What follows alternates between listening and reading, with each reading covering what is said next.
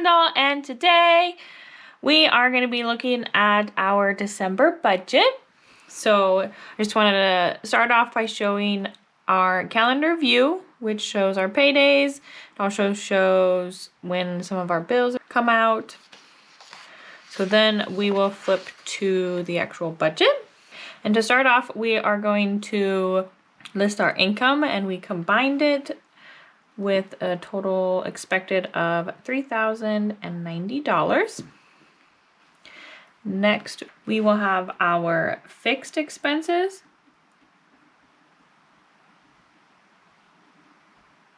which would be our mortgage, phone bill, sewer and garbage,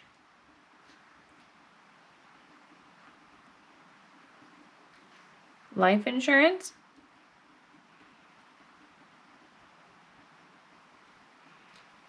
internet,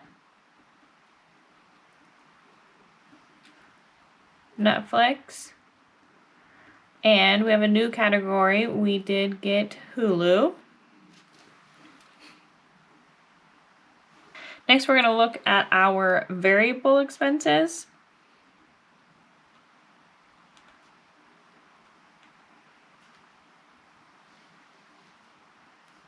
Which includes our sinking funds,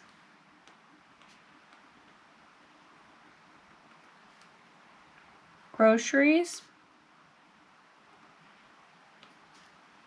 and restaurant.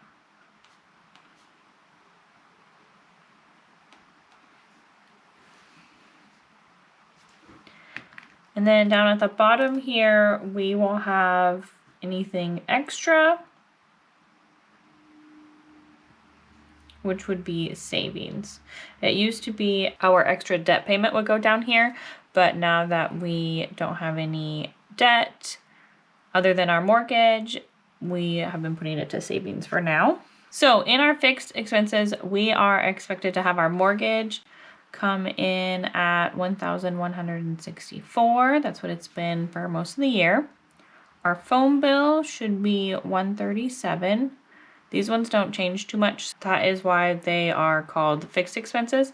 Next, we have sewer and garbage. This one actually did increase last month in November, so that is now $77. Our life insurance is $38. Internet is $30. Netflix is $9. And then for Hulu, we did the Black Friday deal, so that is only $1 a month, which is really the only reason we ended up getting it. I have a notification in my phone to cancel it next year so that we don't pay the actual full price for it. So the total for our fixed expenses is $1,456. Next, we have our sinking funds. We are allocating $913 to our sinking funds, which we will go over the breakdown of that over here. For groceries, we are going to expect $550 to be spent, and restaurant is $75. That gives a total for our variable expenses as $1,538. Next, we have the savings. We are just gonna have $96.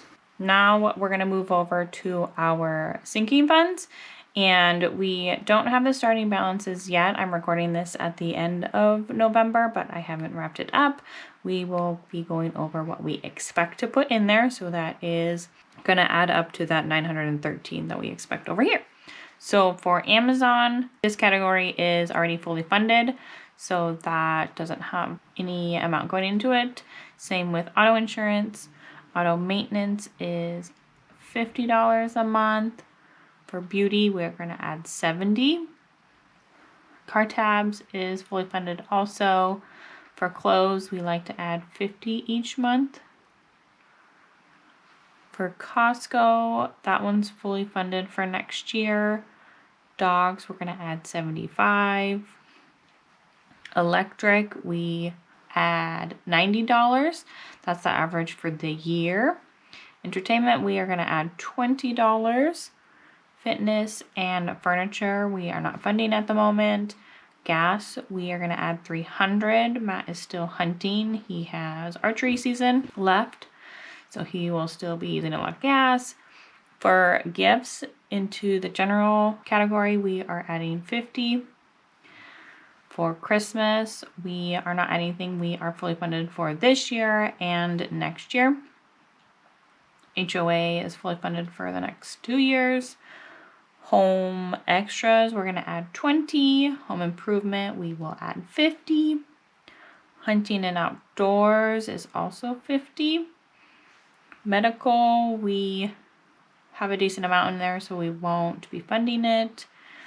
Office supplies and books, we have 20.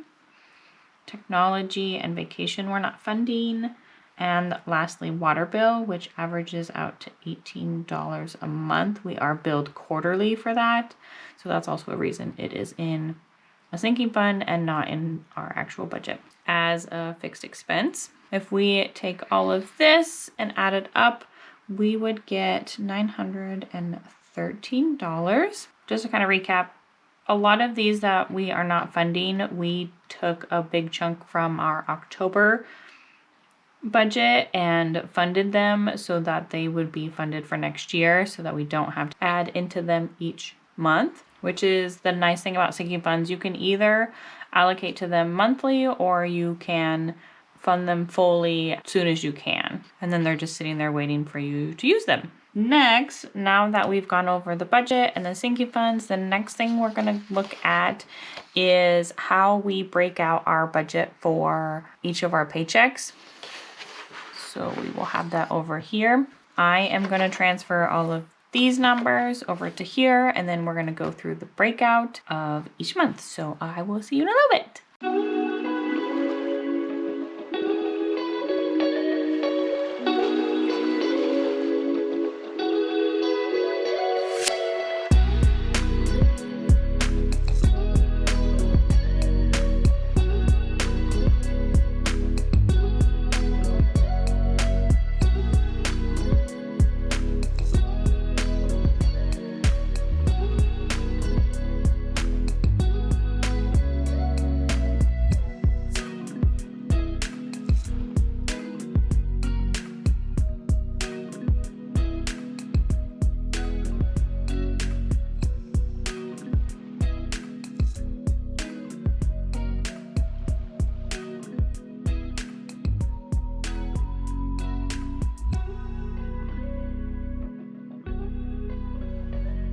Okay, I'm back. So now that we have the budget over here, we are going to look at each half of the month. So in theory, we will receive half of this in the first half and the second in the second half, because we are paid bi-monthly, not bi-weekly or weekly or anything like that. So we will have $1,545 in the first half and $1,545 in the second half.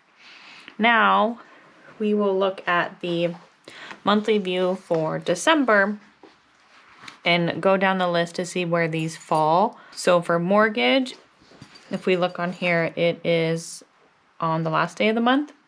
We actually pay our mortgage for January in December, so that will be in the second half. So 1,164 will go in the second column here. For the phone, that is also here at the last day of the month. We get the bill near the end of the month, so that's when we pay it, but it's due soon into the new month. So that'll be over here at 137. And then for sewer and garbage, that is on the 20th. And while it is in the second half, we get the bill early enough so that we like to pay it as soon as we get it. So we will put that in the first half. For life insurance, that comes out on the 15th. So that's the first half of the month. For the internet, that is at the end of the month. Again, we get the bill so early in the end of December that we pay it for the beginning of January. For Netflix, that is on the 16th, and we actually include that in the first half just to make sure the money's in there. And then Hulu, our new one, that is on the 24th, so that's in the second half. So now we've gone through all of our fixed expenses, we will add up the first column and the second column. So the 77, 38, and 9 adds up to 124.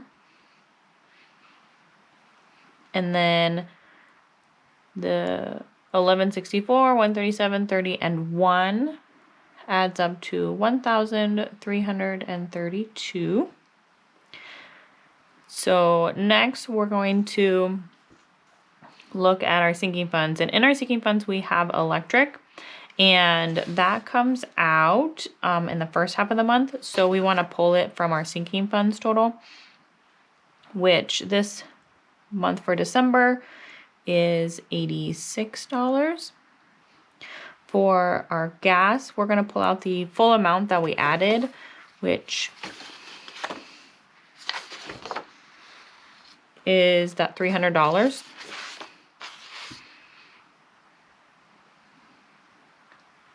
And then next, for December, we are adding our Christmas budget, and we still have a little bit of shopping to do for those last minute items, and we are going to pull $500 out of our Christmas fund in the first half of the month.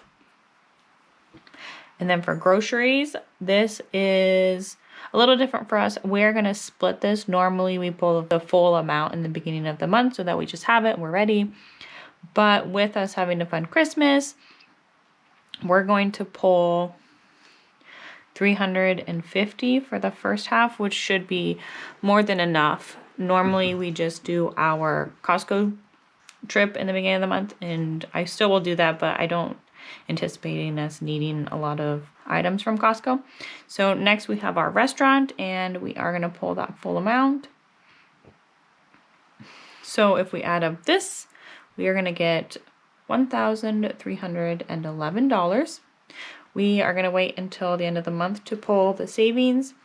So we have our income for the first half, and if we subtract out our fixed expenses that we're paying from that paycheck, along with our variable expenses, that leaves $110 for us to roll over into the second half of the month. So we will move that number up here, and then we'll kind of go through. We already did the fixed expenses, so now we just have our variable expenses.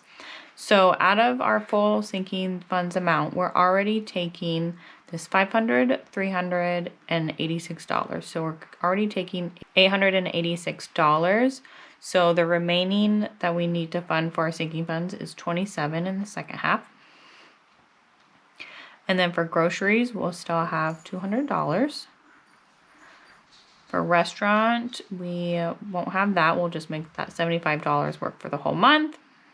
And so the total here is going to be $227. And then again, at the end of the month, we will do our savings of $96. So if you add up the combined income with the holdover from the first half of the month, subtract out the fixed expenses, subtract out the variable expenses, and then subtract out the savings, then you will be at a zero-based budget.